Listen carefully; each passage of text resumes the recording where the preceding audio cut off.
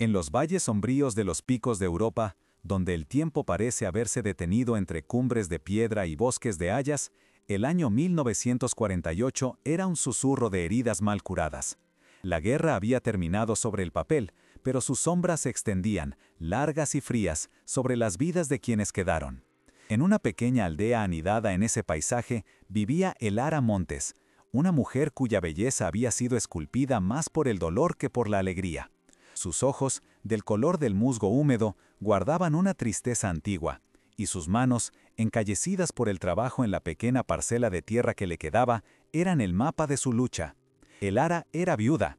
Su marido, Mateo, se lo había llevado una fiebre implacable el invierno anterior, dejándola con la única herencia que poseían, la pequeña casa de piedra, un hijo joven llamado Samuel y una deuda que crecía como la mala hierba.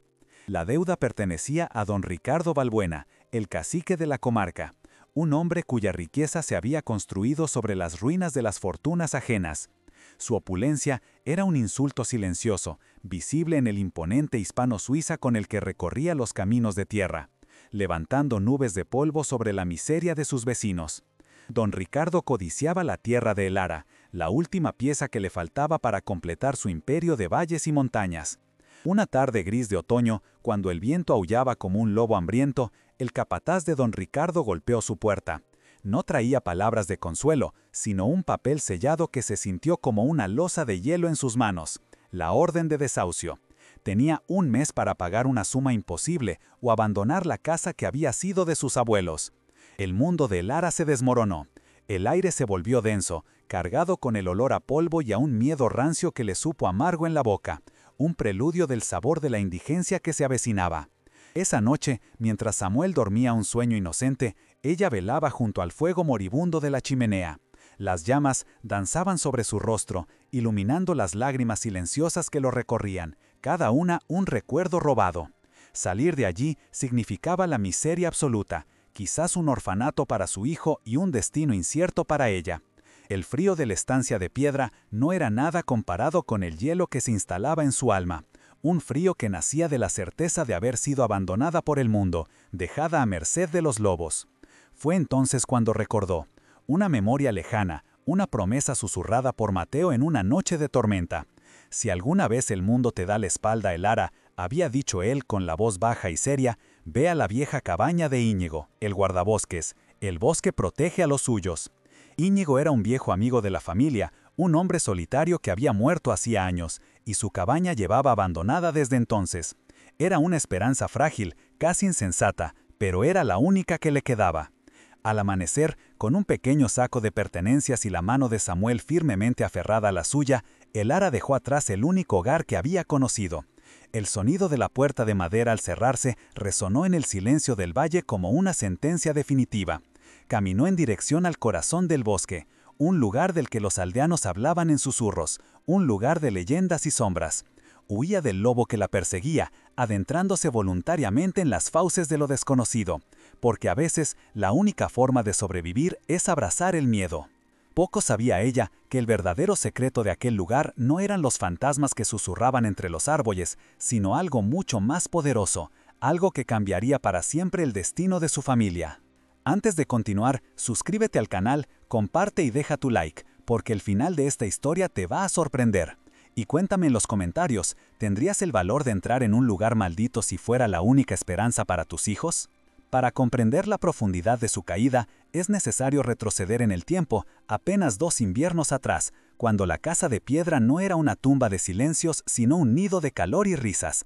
Elara recordaba aquellos días con una claridad dolorosa, como si fuesen un paisaje visto a través de un cristal empañado por las lágrimas. La vida era sencilla, tejida con los hilos de la rutina del campo, pero rica en una felicidad que no se medía en posesiones, sino en la certeza del amor compartido y la seguridad de un mañana sin fin.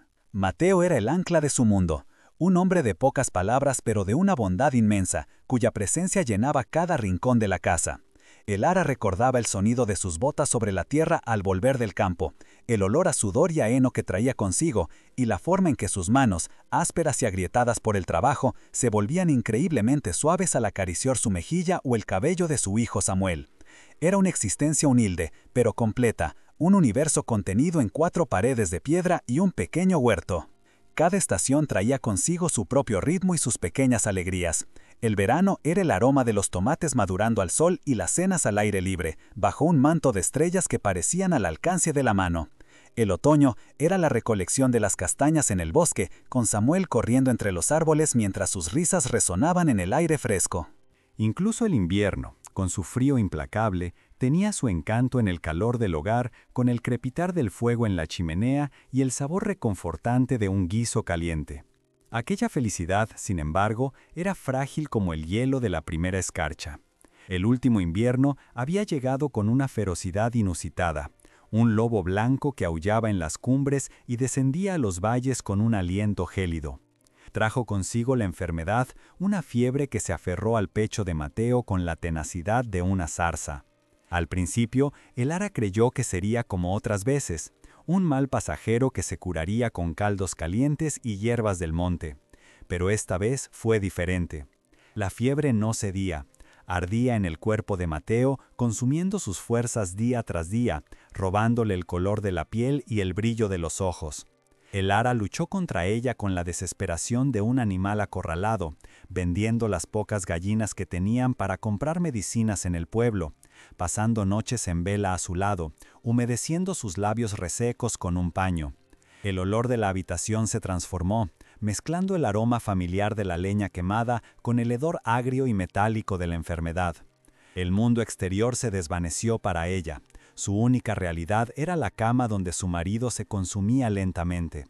El viento que golpeaba las ventanas parecía burlarse de su impotencia, y el frío que se colaba por las rendijas era un presagio del vacío que estaba a punto de instalarse en su vida. Samuel, demasiado pequeño para comprender la gravedad de la situación, observaba en silencio desde un rincón, con sus ojos infantiles llenos de una confusión que partía el alma de su madre. Mateo murió una madrugada, justo cuando el cielo comenzaba a teñirse de un gris pálido y desolador. Se fue en silencio, sin una queja, como había vivido. Su último aliento fue un suspiro casi imperceptible que se perdió en la quietud de la habitación. Para el ara, el mundo se detuvo en ese instante. El silencio que siguió no fue paz, sino la ausencia atronadora de una vida, un vacío tan vasto y profundo que amenazaba con engullirla por completo. El entierro fue un asunto sombrío y apresurado, como correspondía a los pobres. Un puñado de vecinos la acompañó, sus rostros compungidos ofreciendo un consuelo que no podía alcanzar la gélida soledad que la envolvía.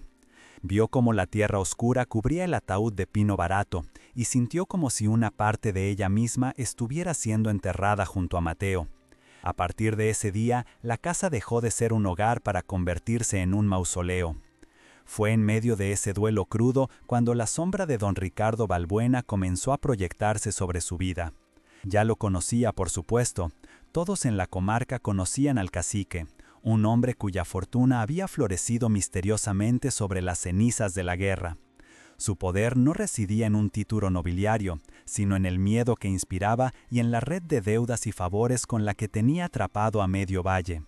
Su presencia era un recordatorio constante de la nueva jerarquía del mundo. Don Ricardo se movía por los caminos de tierra con la arrogancia de un conquistador, encerrado en la cabina de su lujoso hispano-suiza K6, una bestia de metal y cuero cuyo motor rugía como un desafío a la pobreza circundante.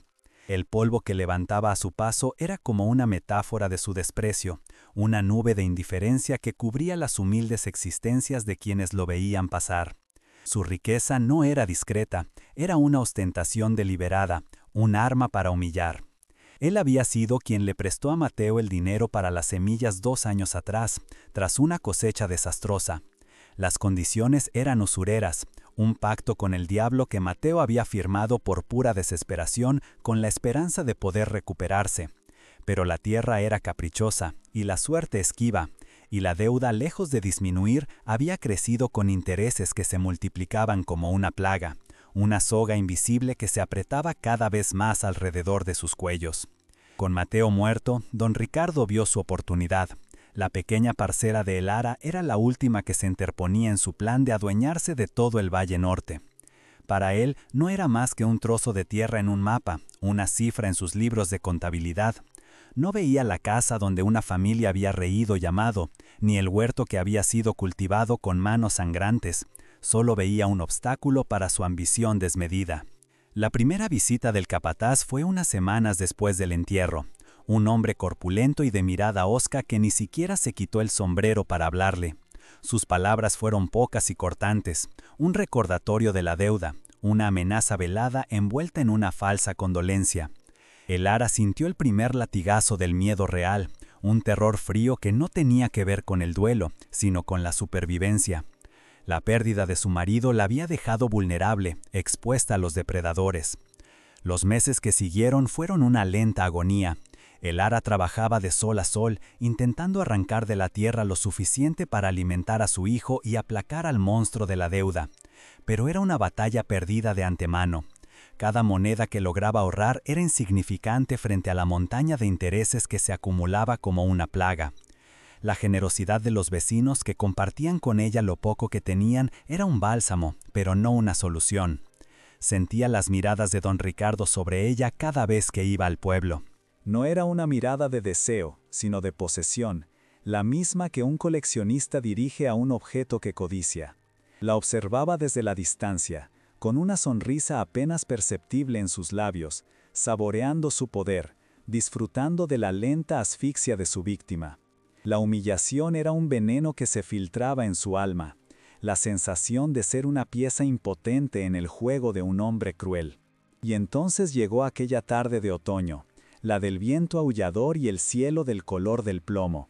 El imponente hispano-suiza se detuvo frente a su puerta, su carrocería oscura brillando incluso en la luz mortecina, un carruaje fúnebre para sus esperanzas. Esta vez, don Ricardo descendió del vehículo. Vestía un traje de paño caro y zapatos relucientes que parecían obscenos sobre el barro del camino. El olor de su colonia, un aroma sofisticado y ajeno, invadió el aire rústico. No vino solo, su capataz lo flanqueaba, un perro guardián listo para morder. Don Ricardo ni siquiera se molestó en llamar a la puerta, simplemente la empujó y entró, violando la santidad de su hogar con su mera presencia. Sus ojos recorrieron la humilde estancia con un desdén mal disimulado, deteniéndose en los muebles gastados y las paredes desnudas, juzgando y condenando su pobreza en un solo vistazo. El Ara se sintió desnuda, expuesta en su miseria. El Ara, dijo, y su voz, aunque suave, tenía el filo del acero. Se te ha acabado el tiempo. La paciencia, como el dinero, es un recurso limitado, y la mía se ha agotado. Sus palabras no admitían réplica, eran una sentencia, no una negociación.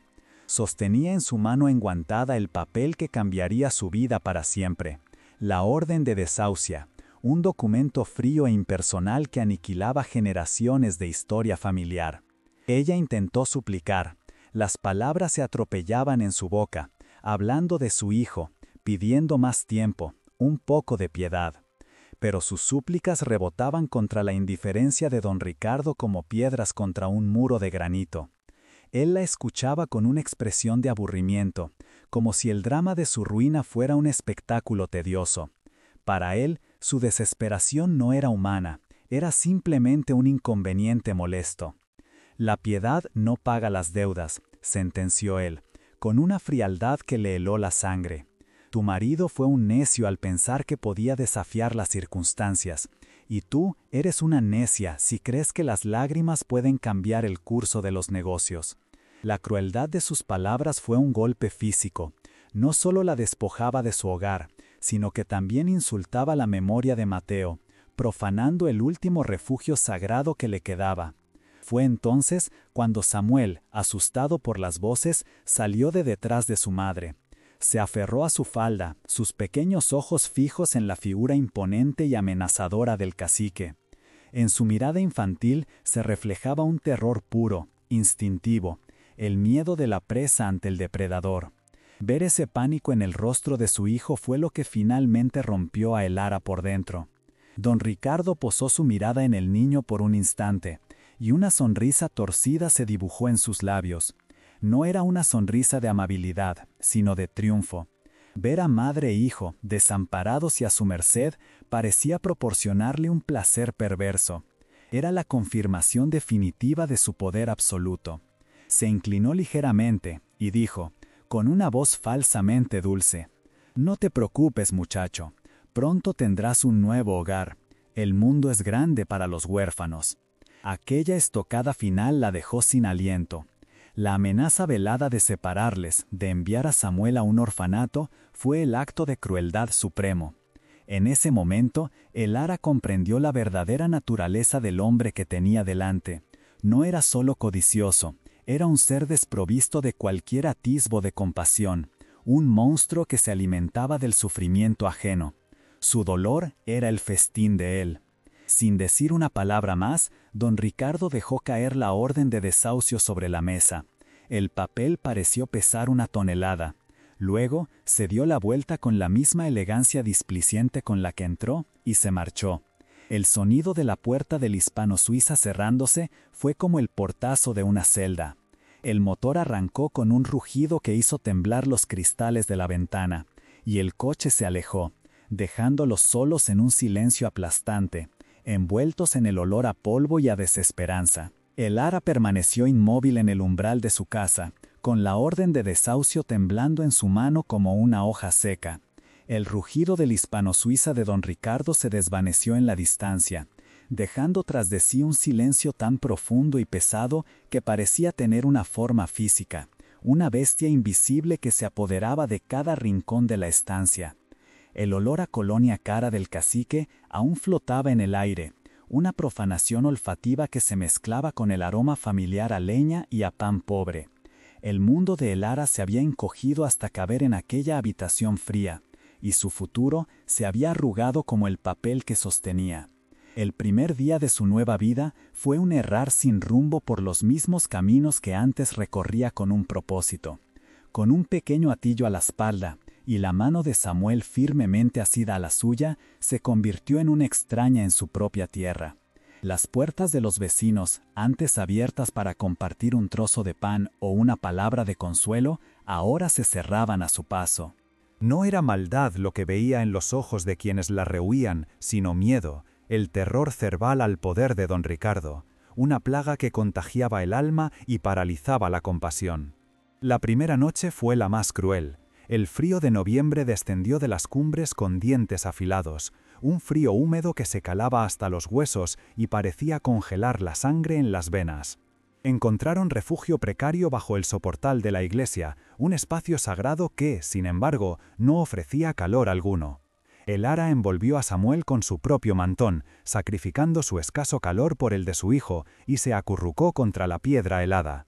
El hambre era un nudo doloroso en su estómago, un sabor amargo y metálico en la boca que no se iba con nada. Los días se convirtieron en una tortura monótona, una peregrinación de la humillación. Mendigaba, no por ella, sino por su hijo. Su orgullo, antes una columna vertebral de acero, se doblegaba ante la visión del rostro pálido y los labios agrietados de Samuel. Algunas almas caritativas le daban a escondidas una patata cocida o un trozo de pan duro, gestos furtivos de una humanidad que se negaba a morir del todo. Pero no era suficiente. Veía cómo su hijo se apagaba, cómo la luz de la infancia se retiraba de sus ojos para dejar paso a una sombra de resignación adulta. Una tarde, mientras la lluvia caía con una persistencia gris y desoladora, buscó cobijo en un pajar abandonado en los límites del pueblo. El olor a heno podrido y a moho era asfixiante, pero al menos les protegía del agua. Samuel temblaba incontrolablemente, no solo de frío, sino de una fiebre incipiente que ardía en su frente. Fue en ese momento, escuchando la respiración entrecortada de su hijo, cuando el Ara tocó el fondo del abismo. La desesperación la inundó por completo, una marea negra que ahogaba cualquier atisbo de esperanza. Se sintió fracasada, una madre incapaz de proteger a su cría. En la penumbra del pajar sintió que la única opción que le quedaba era la rendición. Quizás don Ricardo tenía razón, quizás el destino de Samuel era un orfanato, un lugar donde al menos tendría un techo y un plato de comida caliente. La idea fue como un cuchillo de hielo clavándose en su corazón, una traición a la memoria de Mateo, a todo lo que habían sido. Las lágrimas brotaron de sus ojos, silenciosas y ardientes, cayendo sobre el rostro febril de su hijo. Lloró por su impotencia, por la crueldad de un mundo que la había despojado de todo. Fue entonces, en la profundidad de su miseria, cuando el recuerdo de las palabras de Mateo regresó a ella, no como un susurro, sino como un grito de urgencia. Ve a la vieja cabaña de Íñigo, en lo profundo del bosque. El bosque protege a los suyos. La cabaña, un lugar del que los aldeanos hablaban con temor, un sitio que decían maldito desde la muerta solitaria del viejo guardabosques. Contaban historias de luces extrañas en las noches sin luna y de lamentos que el viento arrastraba desde allí. Un lugar olvidado por los hombres y temido por los supersticiosos. La idea era una locura. Adentrarse en aquel bosque con un niño enfermo era buscar la muerte. Pero ¿qué era la vida que estaban viviendo? Una muerte lenta, una agonía de frío, hambre y humillación. La maldición de un fantasma no podía ser peor que la maldición de la pobreza y la indiferencia humana. El miedo al bosque luchó en su interior contra el terror de ver a su hijo consumirse en sus brazos, y en esa batalla el amor de madre demostró ser la fuerza más poderosa de todas. Una determinación de acero, forjada en el fuego de la desesperación, se apoderó de ella. Si el mundo de los hombres les había dado la espalda, buscarían refugio en el mundo de los espíritus y las bestias. Si la sociedad los había condenado, apelarían a la justicia antigua de la naturaleza. La cabaña de Íñigo ya no era una opción descabellada, sino la única ancla a la que podía aferrarse en medio de la tormenta que amenazaba con hundirlos para siempre.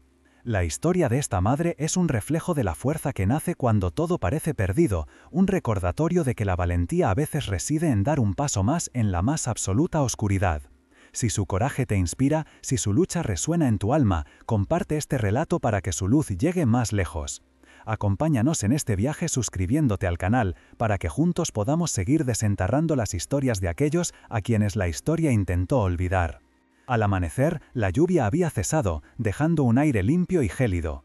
El ara levantó a Samuel, cuyo cuerpo ardiente era una carga frágil en sus brazos. No miró atrás. Dejó el pueblo a su espalda, con sus puertas cerradas y sus miedos silenciosos, y se encaminó hacia la línea oscura de los árboles que coronaban el valle. Cada paso era un acto de fe y de rebeldía, una declaración de que no se dejaría vencer. El bosque la recibió con un silencio solemne, muy diferente del silencio hostil del pueblo. Los altos troncos de las hayas formaban una catedral de ramas desnudas y el suelo estaba cubierto por una alfombra de hojas ocres que amortiguaba sus pasos. El aire olía a tierra húmeda, a musgo y a descomposición, el perfume de un ciclo de vida y muerte ajeno a las mezquindades humanas. El viento susurraba entre las copas de los árboles y por primera vez en mucho tiempo a el ara no le sonó a una amenaza, sino a un secreto. El camino, apenas una senda borrada por el tiempo, ascendía por la ladera de la montaña. La subida era un suplicio con el peso de Samuel, pero el ara no se detuvo. Una fuerza que no sabía que poseía fluía por sus venas, alimentada por la imagen del rostro de su hijo. Sentía las miradas invisibles de los habitantes del bosque, los ciervos, los jabalíes, quizás incluso los lobos, pero no sentía miedo. Se sentía por primera vez parte de algo más grande, un lugar donde la supervivencia no dependía de la piedad de los hombres, sino de la propia fortaleza. Con cada metro que ganaba, sentía que se despojaba de la humillación sufrida. El barro que manchaba sus ropas era limpio comparado con la suciedad moral de don Ricardo. El frío del bosque era honesto, no llevaba el disfraz de una falsa compasión. Aquí, en este dominio de sombras y leyendas, estaba sola con su hijo y su determinación, y eso era más que suficiente. Estaba caminando hacia un lugar supuestamente maldito, pero huía de una maldición mucho más real y tangible. La fiebre de Samuel parecía empeorar con el esfuerzo, sus pequeños quejidos eran como puñales en el corazón de su madre. El ara le susurraba palabras de aliento, promesas de un fuego caliente y un lecho seguro, aunque no tenía ninguna certeza de encontrarlos. Hablaba más para convencerse a sí misma, para mantener a raya la desesperación que amenazaba con volver a asaltarla. Su voz, aunque temblorosa, era el único sonido humano en la inmensidad del bosque. El sol comenzaba a descender tras las cumbres lejanas, tiñendo el cielo de tonos anaranjados y violáceos que se filtraban a través de las ramas. La luz menguante alargaba las sombras, transformando los árboles en figuras fantasmales. El bosque, que durante el día había sido un refugio, comenzaba a mostrar su rostro más inquietante.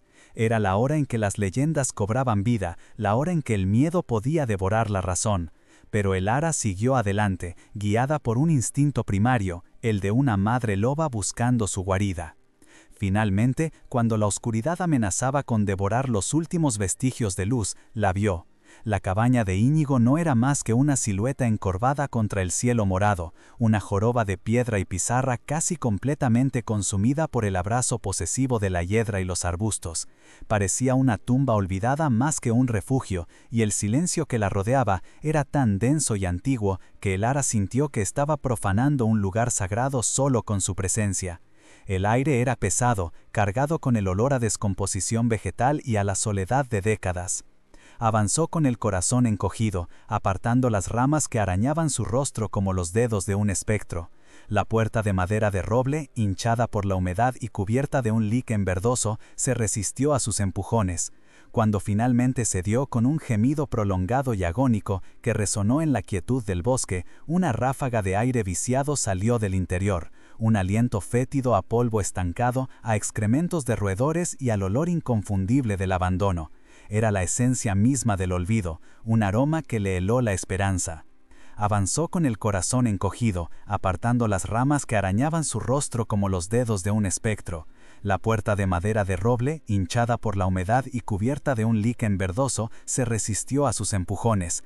Cuando finalmente cedió con un gemido prolongado y agónico que resonó en la quietud del bosque, una ráfaga de aire viciado salió del interior, un aliento fétido a polvo estancado, a excrementos de roedores y al olor inconfundible del abandono.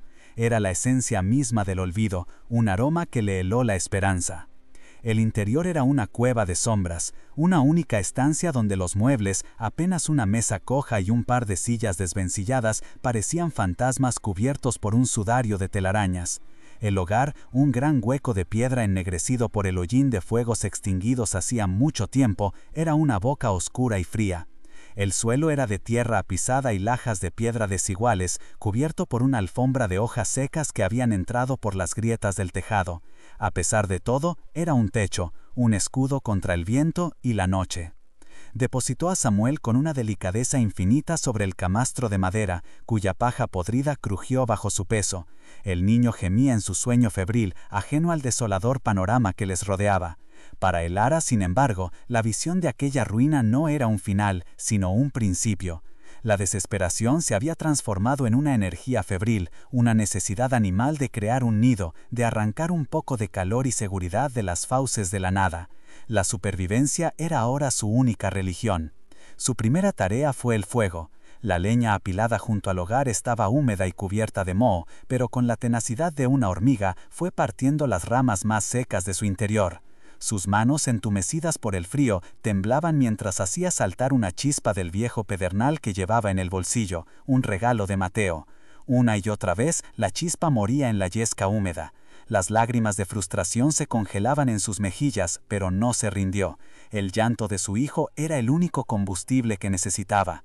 Finalmente, una pequeña llama vacilante prendió, aferrándose a la vida con una fragilidad conmovedora. El ara la alimentó con su aliento, protegiéndola con sus manos ahuecadas como si fuera el alma de su hijo. Poco a poco, el fuego creció, un milagro anaranjado que comenzó a empujar a las sombras y a lamer la humedad de las piedras. El crepitar de la madera fue el primer sonido de vida que aquella cabaña escuchaba en años, una promesa de calor en medio de un océano de frío. La noche fue una vigilia interminable. Sentada en el suelo junto al fuego, con Samuel envuelto en su mantón cerca de las llamas, el ara escuchaba la sinfonía del bosque. El ular de un búho, el crujido de una rama bajo el peso de un animal invisible, el susurro constante del viento en las copas de los árboles. Eran sonidos que antes la habrían aterrorizado, pero ahora, aislada del mundo de los hombres, le parecían extrañamente reconfortantes. Eran los latidos de un mundo que no juzgaba, que simplemente existía. Al llegar el alba, una luz grisácea se filtró por las rendijas del tejado, revelando el verdadero alcance de la tarea que tenía por delante. El lugar estaba en un estado de abandono absoluto, una cáscara vacía donde la naturaleza había reclamado su dominio. Pero con la primera luz del día, el ara no vio la suciedad, sino el potencial. Vio las paredes de piedra que la protegerían, el hogar que daría calor y el techo que, aunque agujereado, los cobijaría de la lluvia. Era poco, pero era suyo. Los días siguientes se fundieron en una rutina de trabajo agotador, un esfuerzo hercúleo que llevaba su cuerpo al límite de la resistencia. Con una rama como escoba, barrió las capas de polvo y podredumbre que cubrían el suelo, levantando nubes asfixiantes que se pegaban a su garganta. Sacó los restos de nidos de pájaros, los huesos de pequeños animales y la paja mohosa del jergón, quemándolo todo en el fuego purificador, que nunca dejaba apagar. Sus manos, ya curtidas por el trabajo en el campo, se agrietaron y sangraron.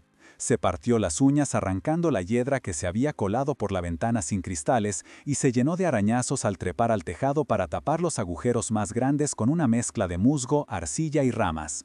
Cada músculo de su cuerpo gritaba de dolor por las noches, pero el cansancio era un bálsamo que acallaba sus miedos y le permitía dormir un sueño pesado y sin pesadillas. Encontró un manantial de agua clara y helada a unos 100 metros de la cabaña, un tesoro líquido que le supo a gloria. Con hierbas que reconocía de sus paseos con Mateo, preparó infusiones calientes para Samuel, cuya fiebre, gracias al calor constante del fuego y al refugio, comenzó a remitir lentamente. Ver cómo el color volvía a las mejillas de su hijo y cómo el brillo regresaba a sus ojos fue la recompensa que dio sentido a todo aquel esfuerzo sobrehumano. Limpió la estancia con la furia de quien limpia su propia alma. Fregó las paredes de piedra con agua del manantial y arena, borrando las manchas de humedad y el rastro de los años. Raspó el hollín acumulado en el hogar hasta que la piedra recuperó parte de su color original. La cabaña, lentamente, comenzó a respirar de nuevo, a despojarse de su mortaja de abandono para convertirse, poco a poco, en un hogar. Un hogar precario, humilde, pero un hogar al fin y al cabo. Una tarde, mientras la luz dorada del atardecer se colaba por la puerta abierta, el ara se detuvo a contemplar su obra. El aire ya no olía a moho, sino a humo de leña de haya y al aroma de las hierbas que había colgado a secar. El suelo estaba limpio, y sobre el camastro, ahora relleno de helechos secos y fragantes, Samuel dormía plácidamente. Por primera vez en meses, una sensación de paz, frágil pero real, se instaló en su corazón. Habían sobrevivido. Fue entonces, en medio de esa calma recién conquistada, cuando su vida estaba a punto de cambiar de una forma que jamás habría podido imaginar. Decidió que el suelo de lajas junto al hogar necesitaba una última limpieza a fondo, pues era la zona donde pasaban más tiempo. Se arrodilló y comenzó a frotar las piedras con un paño húmedo, eliminando los últimos vestigios de ceniza y suciedad incrustada. Era un trabajo monótono, casi meditativo. Mientras barría con la palma de la mano los restos de arenilla, sus nudillos golpearon una de las losas más grandes, justo delante del hogar. El sonido fue diferente. No fue el golpe sordo y macizo de la piedra contra la tierra compacta, fue un ruido hueco, un eco breve pero inconfundible, como si bajo la piedra no hubiera nada más que aire. Se detuvo en seco, con el corazón dándole un vuelco en el pecho. La curiosidad, mezclada con una pizca de temor ancestral, la invadió. Volvió a golpear la losa, esta vez con más fuerza. El sonido hueco se repitió, más claro. Se fijó en los bordes de la piedra. A diferencia de las demás, cuyos contornos se habían fusionado con la tierra a lo largo de los años, esta parecía tener un perímetro más definido, casi como si hubiera sido diseñada para ser levantada. El pulso se le aceleró. ¿Qué podría haber ocultado el viejo Íñigo con tanto cuidado? Buscó algo que le sirviera de palanca. Encontró junto a la chimenea un atizador de hierro, pesado y oxidado, probablemente tan antiguo como la propia cabaña. Con manos temblorosas, introdujo la punta en la fina grieta que separaba la losa de sus vecinas. Hizo fuerza, apalancando con todo el peso de su cuerpo. Al principio, la piedra no se movió, anclada por el peso de las décadas. El ara gruñó por el esfuerzo, sus músculos tensos hasta el límite. Con un chirrido agudo de piedra contra piedra, la losa cedió. Lentamente, con un esfuerzo agónico, consiguió levantar un borde lo suficiente como para meter los dedos por debajo. La piedra era increíblemente pesada y fría al tacto. Tiró con todas sus fuerzas, arrastrando la losa a un lado hasta revelar la oscuridad que ocultaba. Un agujero negro y cuadrado se abrió en el suelo de la cabaña, del que emanó un olor a tierra seca, a madera vieja y a tiempo encerrado. Asomó la cabeza con precaución, esperando encontrarse con un nido de alimañas o simplemente un hueco en vacío, pero lo que vio hizo que contuviera la respiración. En el fondo del compartimiento, excavado toscamente en la tierra, descansaba un arcón. No era grande, pero estaba hecho de una madera oscura, de castaño, reforzado con bandas de hierro negro que el óxido había teñido de rojo. Estaba intacto, cubierto por una fina capa de polvo, esperando en silencio. Un torbellino de pensamientos asaltó a Elara. ¿Oro? ¿Joyas? ¿Los ahorros de toda una vida del solitario guardabosques? La idea de una riqueza repentina que pudiera solucionar todos sus problemas era tan vertiginosa que casi la mareó. Pero al mismo tiempo, una voz en su interior le decía que lo que allí se ocultaba era algo mucho más complejo, quizás más peligroso. Nadie escondería un simple tesoro con tanto celo en un lugar tan remoto. Con un esfuerzo considerable, se inclinó y agarró las asas de hierro del arcón para sacarlo del agujero. Pesaba más de lo que aparentaba, un peso denso y compacto, que hablaba de la importancia de su contenido. Lo depositó sobre el suelo de tierra, junto al fuego, cuyas llamas danzaban sobre la madera antigua, revelando la belleza de su veta. La cerradura era una pieza de herrería robusta, cerrada por el óxido y el tiempo. No había llave, la única forma de abrirlo era forzarlo. Usó de nuevo el atizador, introduciendo la punta entre la tapa y el cuerpo del arcón.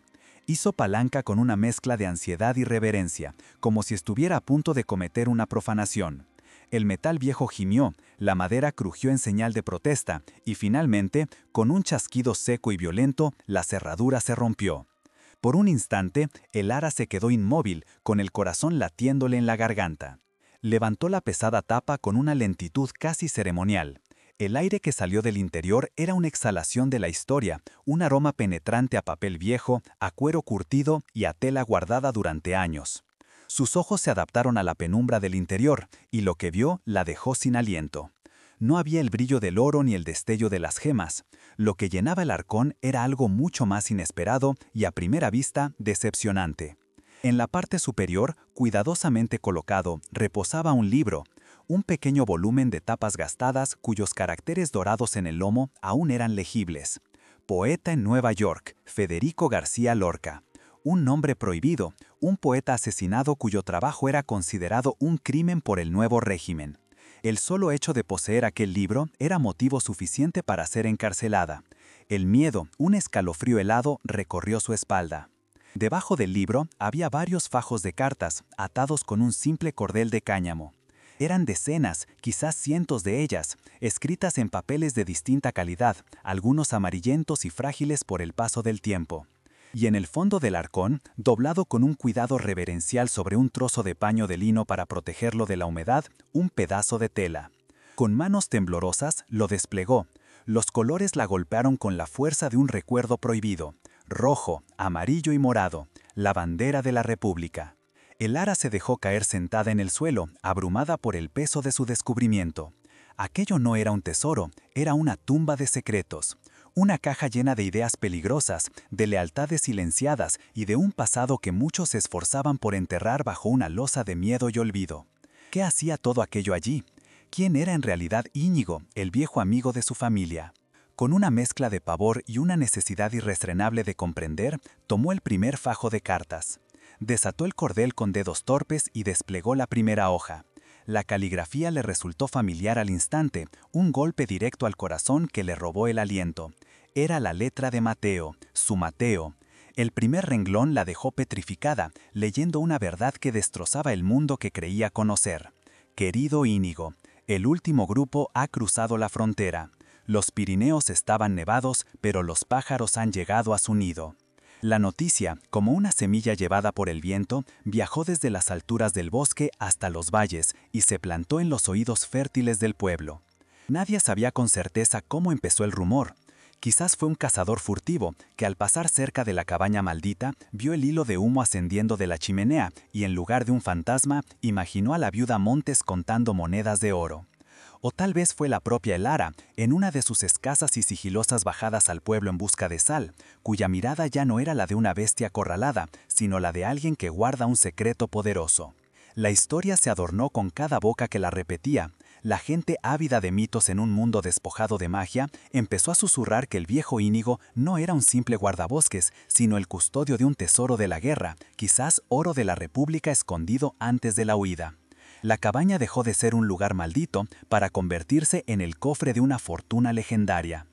Y como todas las historias de riqueza desmedida, esta no tardó en llegar a los oídos del hombre que creía que toda la riqueza de la comarca le pertenecía por derecho, don Ricardo Balbuena. La codicia se encendió en el alma de don Ricardo como una yesca seca. La idea de que aquella mujer insignificante, aquella viuda a la que había aplastado bajo la suela de sus zapatos relucientes, hubiera encontrado una fortuna en las tierras que él consideraba suyas, era una afrenta intolerable. No era solo la avaricia por el oro, sino el orgullo herido de un tirano que no soporta que sus víctimas encuentren una salida.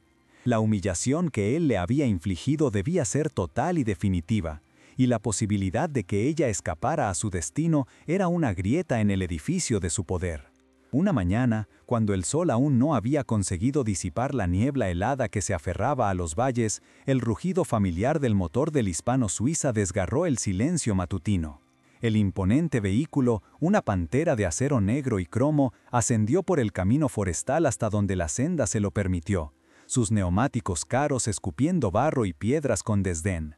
Don Ricardo descendió, envuelto en un abrigo de paño grueso que olía a tabaco caro y a poder, seguido de cerca por dos de sus hombres, matones de rostro adusto y manos como masas. La caminata por el último tramo del sendero fue una profanación. Sus pisadas, pesadas y arrogantes, aplastaban el delicado manto de hojas y musgo, y sus voces graves rompían la quietud sagrada del bosque. Para ellos, aquel lugar no era un santuario, sino una mina que saquear. El ara, que estaba fuera recogiendo leña, escuchó su avance mucho antes de verlos.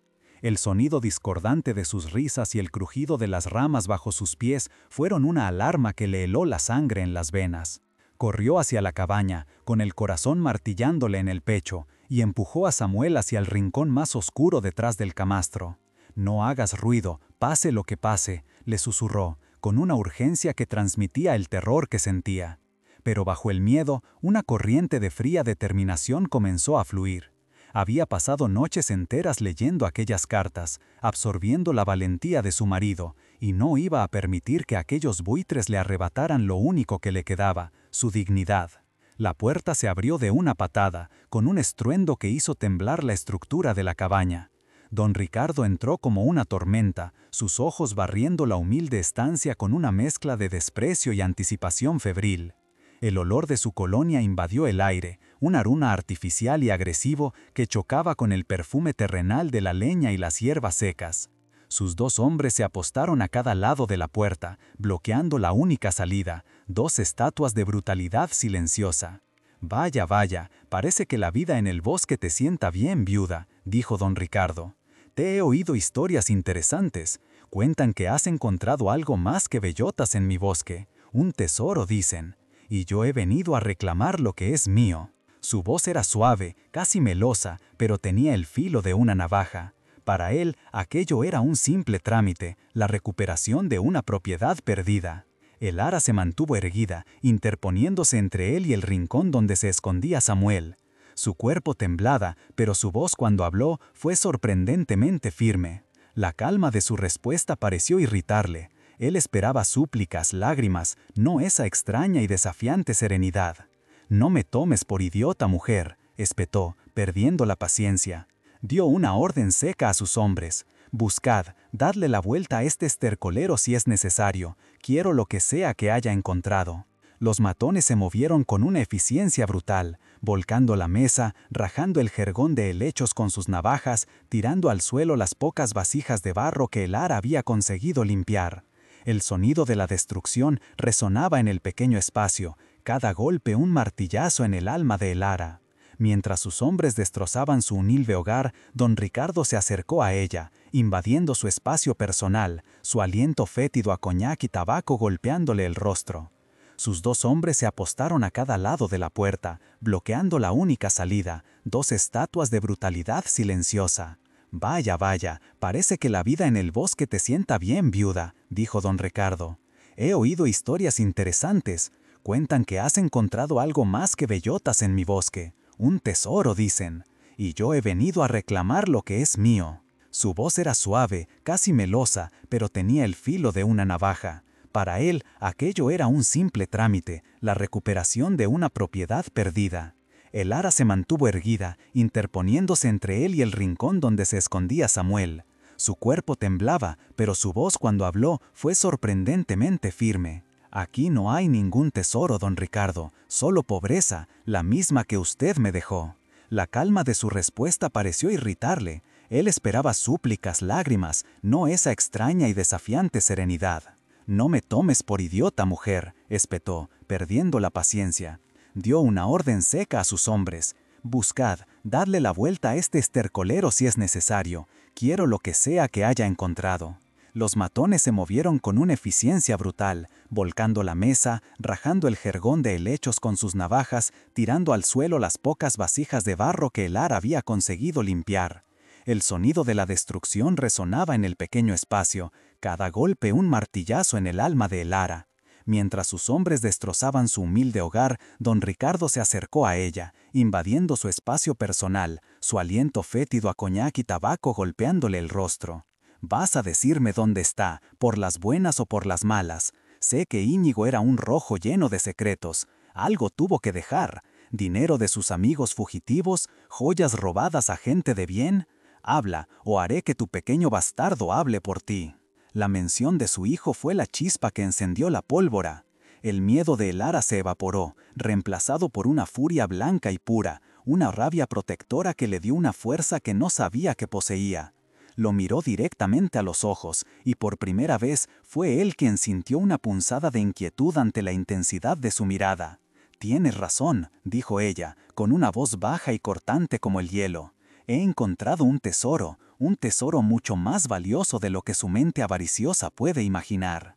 La confesión detuvo a los hombres en su labor de destrucción. Don Ricardo sonrió, una mueca triunfante. «¿Dónde está?» El Lara caminó lentamente hacia el hogar, apartando con el pie los restos de su vida destrozada.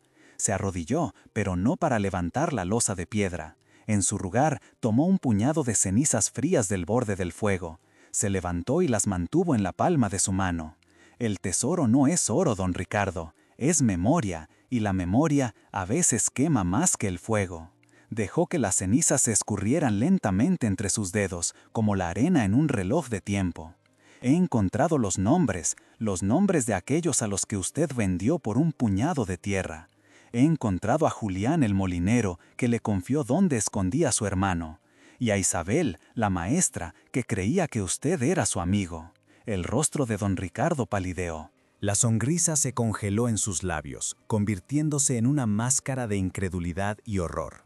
Dio un paso atrás, como si las palabras de Elara fueran golpes físicos. Sus hombres se miraron entre sí, confundidos, sintiendo el cambio repentino en la atmósfera, la erosión del poder de su amo. «¿Qué estupideces estás diciendo?», balbuceó, su voz perdiendo su arrogancia, teñida ahora por un temblor de pánico. El miedo se apoderó de él, un terror frío y visceral que no había sentido en años. El terror de que su pasado, el cimiento podrido sobre el que había construido su imperio de ostentación, saliera a la luz. El Lara continuó, implacable, su voz resonando con la autoridad de un juez. «He encontrado las cartas donde mi marido lo cuenta todo. Cómo usted era el informador del capitán, cómo se reunía con él en la sacristía, pasándole las listas. Cómo celebró con vino la noche en que se llevaron a 20 hombres del valle, sabiendo que la mayoría de sus tierras serían para usted. Cada palabra era un clavo en el ataúd de su reputación». Don Ricardo miró a sus matones, cuyo respeto se estaba transformando en una curiosidad morbosa. En aquel mundo de lealtades frágiles y rencores enterrados, ser conocido como un traidor, un chivato que se enriqueció con la sangre de sus vecinos, era una sentencia de muerte social. Sería un paria, despreciado por los mismos a los que ahora aterrorizaba. «¡Mientes!», gritó, su voz aguda por la desesperación. «Es la invención de una bruja loca. ¡No tienes pruebas!». Se abalanzó sobre ella, con la intención de silenciarla, de borrar sus palabras con violencia. Pero el Lara no retrocedió. Se mantuvo firme, como una encina centenaria. «Las pruebas están a salvo, don Ricardo. No aquí. Están donde nadie podrá encontrarlas, pero listas para llegar a las manos adecuadas si a mi hijo o a mí nos ocurriera algo. Una copia para el alcalde de Potes, que perdió a su padre por su culpa. Otra para el coronel en Santander, que no le tiene en gran estima y estaría encantado de investigar sus trapos sucios. El tesoro son sus pecados, y ahora me pertenecen. El cacique se detuvo en seco, a un palmo de ella. Su rostro era un amasijo de furia y pánico. Se vio atrapado. Si la mataba, desataría la tormenta que ella prometía. Si la dejaba vivir, viviría para siempre bajo la sombra de su chantaje. Su poder absoluto, que había creído tan sólido como las montañas que lo rodeaban, se había desmoronado en cuestión de minutos, reducido a cenizas por las palabras de una viuda indefensa. «¿Qué quieres?», sisó entre dientes, la pregunta una admisión de su derrota. Su voz era el susurro de una serpiente vencida. La pregunta que esperaba, la pregunta que confirmaba que el poder había cambiado de manos. El ara lo miró, no con odio, sino con un desprecio frío y distante. «Quiero mi vida. Quiero que me devuelva mi casa y mis tierras. Quiero que anule la deuda de mi marido, una deuda que usted fabricó sobre mentiras, y quiero que no vuelva a dirigirnos la palabra ni a mí ni a mi hijo. Quiero que olvide que existimos, desaparezca de nuestra vida para siempre». Hubo un largo silencio, roto solo por el crepitar del fuego y la respiración agitada de don Ricardo. Sus hombres lo observaban, esperando una orden, una explosión de violencia que restableciera el orden natural de las cosas. Pero la explosión no llegó. Vieron a su patrón desinflarse, la arrogancia evaporándose para dejar al descubierto al hombrecillo asustado que había debajo. «Está bien», concedió finalmente, la palabra saliendo de su boca como un veneno. Se dio la vuelta, evitando su mirada, y se dirigió a la puerta. «Vámonos», les ladró a sus hombres. Su tono intentaba ser autoritario, pero sonó hueco y frágil. Salieron de la cabaña, tropezando con los escombros que ellos mismos habían creado. El ara los siguió con la mirada desde el umbral. Vio cómo don Ricardo caminaba con los hombros caídos, la figura de un rey destronado. La derrota era un hedor que se pegaba a él, más fuerte que el de su cara colonia. El sonido del motor del Hispano Suiza arrancando fue diferente esta vez. No era el rugido de un conquistador, sino el gruñido apresurado de una huida. Se alejó por el camino del bosque, dejando tras de sí un silencio que ya no era de abandono, sino de paz. Una paz ganada a pulso, forjada en el corazón del miedo. El ara se quedó un momento en la puerta, respirando el aire frío y limpio del bosque. El sol de la mañana se filtraba entre las hayas, bañando el claro con una luz dorada y esperanzadora. Miró el interior de su cabaña destrozada, pero no vio la ruina. Vio el campo de batalla donde acababa de ganar la guerra más importante de su vida. Samuel salió de su escondite, sus ojos grandes y asustados buscando los de su madre. Ella se arrodilló y lo abrazó con una fuerza que contenía todo el dolor, todo el miedo y todo el amor del mundo. Lo estrechó contra su pecho, sintiendo el latido de su pequeño corazón contra el suyo. «Se han ido, mamá», susurró al niño.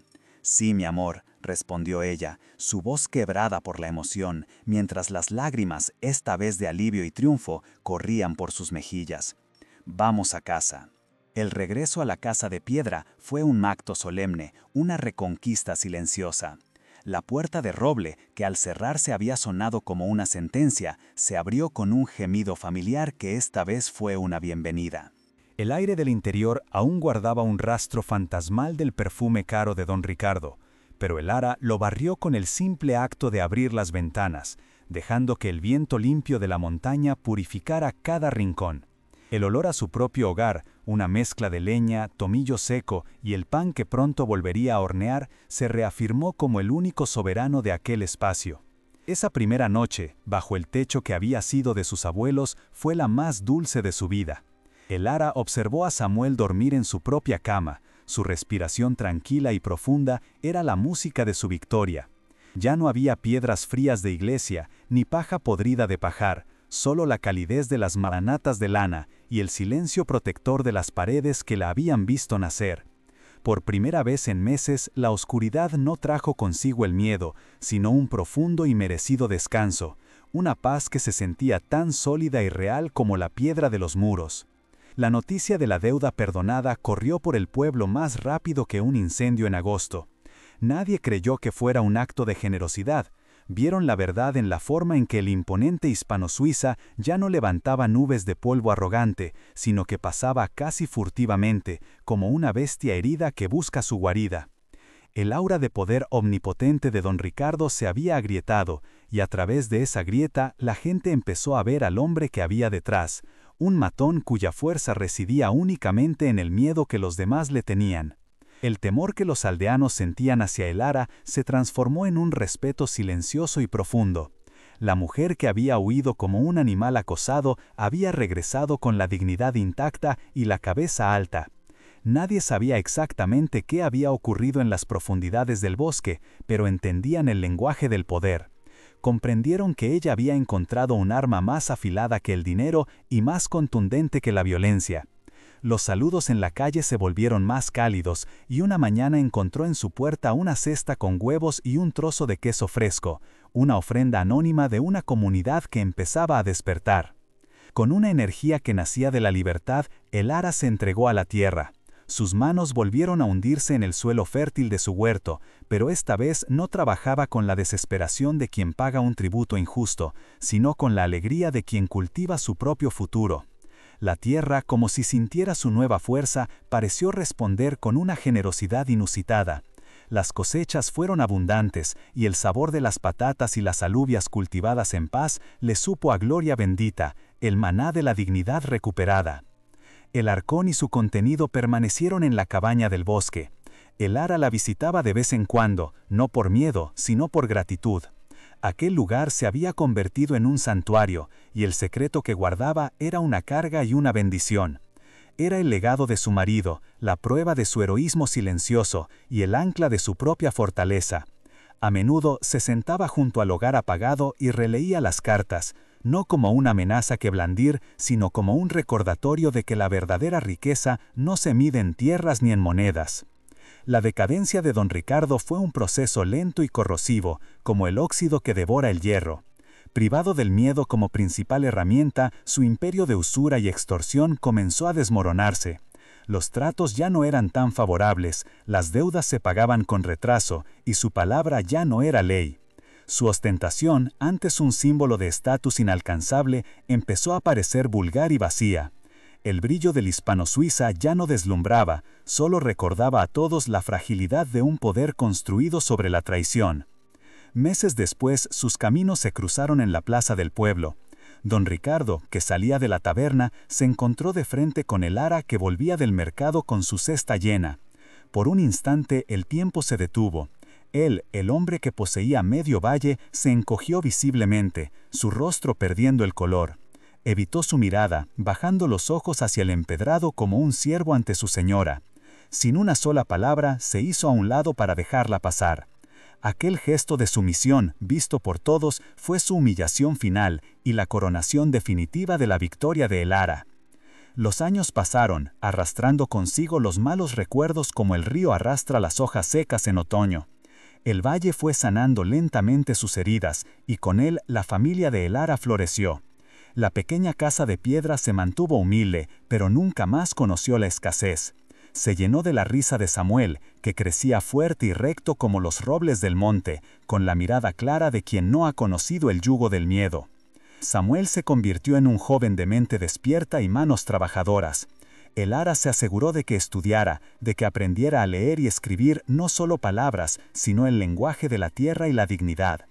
No heredó el miedo de una generación rota, sino la serena fortaleza de su madre y el coraje silencioso de un padre al que solo conocía por historias, pero cuyo legado corría por sus venas como una savia poderosa. El Ara envejeció, y las líneas de su rostro ya no dibujaban el mapa del dolor, sino el de la sabiduría.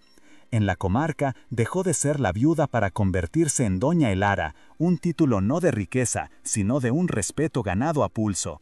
La gente acudía a ella, no solo por sus conocimientos de hierbas medicinales, sino por su juicio ecuánime y su palabra certera. Se había convertido en la memoria viva del valle, una matriarca silenciosa cuya fuerza moral era tan inamovible como las cumbres de los picos de Europa. La pequeña parcela de tierra se expandió. Con el fruto de su trabajo compraron los campos colindantes, tierras que, irónicamente, habían pertenecido a hombres arruinados por los tratos de don Ricardo. Su prosperidad era sólida y honesta, un testimonio viviente de que la resiliencia podía dar frutos más dulces y duraderos que la codicia. Su riqueza no se exhibía en carrocerías lujosas, sino en la despensa siempre llena y en la tranquilidad de sus noches. Don Ricardo Balbuena murió solo, en su enorme caserón que se había convertido en su mausoleo. Su fortuna se había esfumado en malos negocios y en el desprecio de una comunidad que ya no le temía. Sus hijos, avergonzados de su legado, se habían marchado lejos. El magnífico hispano-suiza acabó sus días criando óxido y telarañas en un cobertizo, un ataúd de metal para una ambición que había terminado devorando a su dueño. Su muerte no provocó ni alegría ni pena, solo una indiferencia absoluta. Una tarde de otoño, cuando Samuel ya era un hombre, el ara lo llevó a la cabaña del bosque. El lugar estaba limpio y cuidado, como una ermita en honor a un santo anónimo. Juntos levantaron la losa de piedra y sacaron el viejo arcón de castaño. Con una solemnidad que no necesitaba palabras, el ara le entregó las cartas y le contó la historia completa. La de su padre, el héroe que guiaba a los pájaros perdidos a través de las montañas, y la del monstruo que se alimentaba de su caída. Mientras Samuel leía a la luz del atardecer que se filtraba por la puerta, sus ojos se llenaron de una comprensión nueva y profunda. Entendió que la casa en la que vivían, la tierra que trabajaban y la paz que disfrutaban no habían sido un regalo del destino, sino el fruto de una batalla silenciosa. El verdadero tesoro no eran las tierras ni las cosechas, sino aquel puñado de papeles amarillentos que contenían la historia de su propia libertad. El legado, por fin, había sido transmitido. Esa noche, sentados junto al fuego en su hogar, el viento aullaba fuera como en aquella lejana noche de desesperación. Pero ahora su sonido no era una amenaza, sino una canción, el eco de una historia de supervivencia. El ara miró las llamas, su rostro sereno iluminado por el resplandor danzante. Había enfrentado al lobo y había sobrevivido, había honrado a su marido y había salvado a su hijo. En el corazón de un bosque maldito había encontrado no solo la llave de su salvación, sino la fuerza para forjar su propia justicia. Su lucha había terminado. Había ganado. La historia de El Ara Montes, la vida del bosque, es mucho más que el relato de una supervivencia. Es una lección susurrada por el viento entre las hayas, una verdad tan antigua como las propias montañas. La auténtica riqueza, aquella que nadie puede embargar ni robar, no reside en el brillo del oro ni en la extensión de las tierras. Reside en el conocimiento, en la memoria y en la verdad. El tesoro que el ara desenterró no era un cofre de monedas, sino el poder indestructible de un secreto que podía desmantelar imperios construidos sobre la mente. La opulencia de don Ricardo, manifestada en el lujo de su hispano-suiza y en los muros de su caserón, era una fortaleza de naipes. Su poder se cimentaba en el miedo y en el olvido forzoso, dos pilares frágiles que se derrumbaron ante la simple revelación de su pasado. El ara, en cambio, construyó su victoria sobre un fundamento eterno, la dignidad de su marido, la justicia para sus vecinos y el amor inquebrantable por su hijo. Su herencia no fue material, sino moral, un legado de resiliencia que demostró ser infinitamente más valioso y duradero. En una época en la que el silencio era ley y olvidar era un mandato para sobrevivir, recordar se convirtió en el acto de rebeldía más profundo. Las cartas de Mateo eran más que papel y tinta, eran las voces de los silenciados, el testimonio de una valentía que se negaba a ser enterrada. Al convertirse en la guardiana de esa memoria, el ara no solo encontró un arma para defenderse, sino que también honró a toda una generación de héroes anónimos, demostrando que ninguna tiranía puede borrar por completo las huellas de la bondad.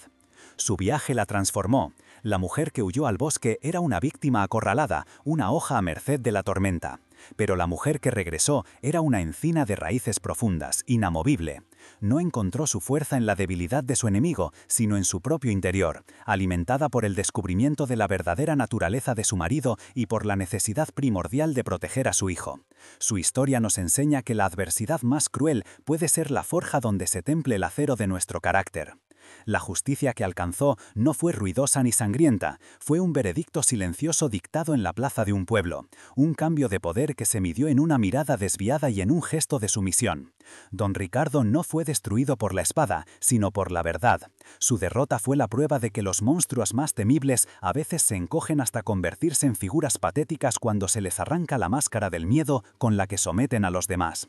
La verdadera justicia no siempre castiga el cuerpo, a veces simplemente desnuda el alma. El bosque, aquel lugar supuestamente maldito del que todos huían, se reveló como el único santuario verdadero. La sociedad le había dado la espalda, pero la naturaleza la acogió, ofreciéndole refugio y revelándole su secreto más profundo. A veces, la salvación no se encuentra en los caminos transitados y en las luces de la civilización, sino en los rincones olvidados del mundo, allí donde la verdad ha echado raíces lejos de la corrupción de los hombres, esperando a que un alma valiente la encuentre. La historia de El Ara es, en esencia, un faro de esperanza. Es un recordatorio de que incluso en la más absoluta oscuridad, cuando el mundo nos ha despojado de todo y nos ha dejado solos, existe una fuerza interior esperando a ser descubierta. Es la prueba de que el amor de una madre puede mover montañas, de que el coraje puede florecer en el terreno más yermo y de que la dignidad es la única posesión que, si decidimos no entregarla, nadie podrá arrebatarnos jamás. Si esta historia ha tocado tu corazón y ha encendido una llama de esperanza en tu interior, te invito a suscribirte a nuestro canal, a compartir este relato y a dejarnos tu me gusta para que la voz de El Ara llegue aún más lejos. Su viaje nos pertenece a todos, porque en cada uno de nosotros vive la capacidad de enfrentarnos a nuestros propios gigantes, de encontrar nuestro tesoro oculto. Cuéntanos en los comentarios qué lección te llevas de este viaje, qué verdad te ha susurrado el viento de los picos de Europa a través de este relato. Cada vida es una historia de lucha y superación, y en este rincón de encuentro queremos leer la tuya. Porque las historias, como las semillas, tienen el poder de hacer florecer la esperanza en los lugares más inesperados.